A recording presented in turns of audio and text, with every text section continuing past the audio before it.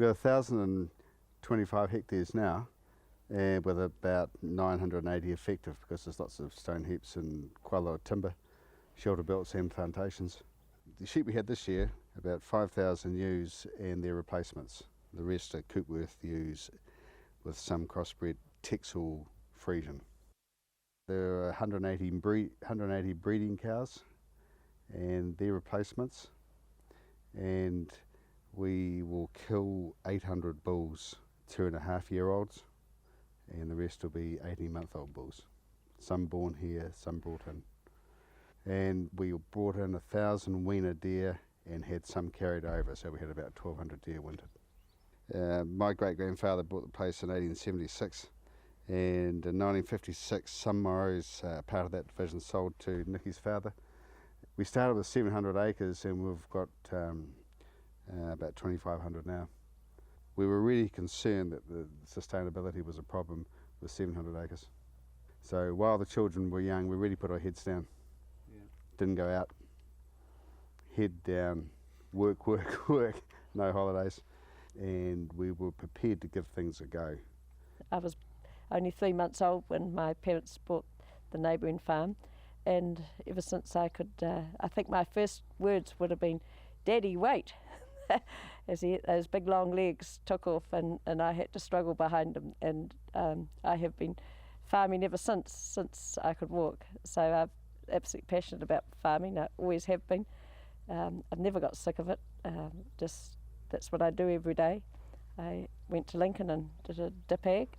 Luckily, as it turned out, I married the neighbour, and as fate would have it, years later we managed to buy it, and here we are. You haven't come very far, have you? No.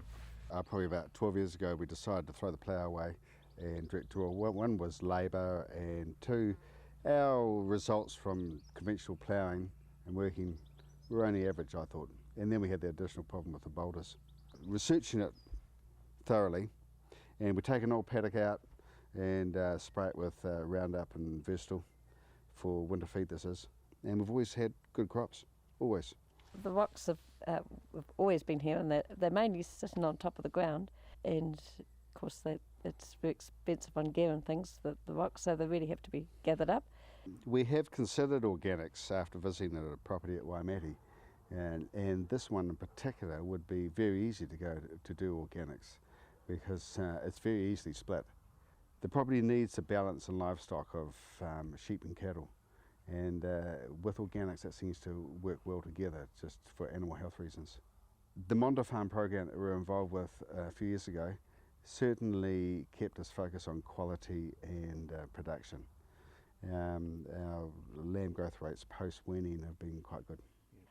Mark's father and my mother were great tree planters, and my mother in particular was always out planting trees out in the paddock, and so I have personally stuck to English oaks in a lot of the planting that I have done, mainly because they're so robust, and I must admit that would have been lovely to plant some more natives, but the natives need to be planted in September after the frosts, and we're always so busy with lambing. I always do a lambing beat, and I think last year was the first year ever that we didn't put a new shelter pot in. Every year we've put in at least one or two, depending on our fencing program. We very much live in a community, so which is special. We work together, and I suppose we play together. So we have a lot of friends around us that we've been through the tough times and the good times with. With the big push into dairying at the moment, of course we look at it. I'm thinking farm succession, I'm thinking cash flow, I'm thinking maybe splitting the farm. It's quite big enough to have two properties.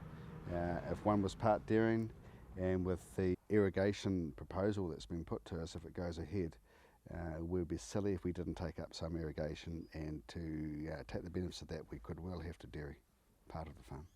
And I would hope in the very near future we'll be able to see light at the end of the tunnel as far as the sheep industry goes. It'd be a very sad day for New Zealand if that's not the case, because it's just not necessary. You actually have to make money to be sustainable. Yes. In our case, with our expansion, was to borrow, pay off, pay tax, borrow again for the next one, and have that self-control to borrow, pay off and borrow again. Because at the end of the day we end up with not a humongous mortgage, but something that's sustainable. And in actual fact, right presently we're running a very sustainable business along that line.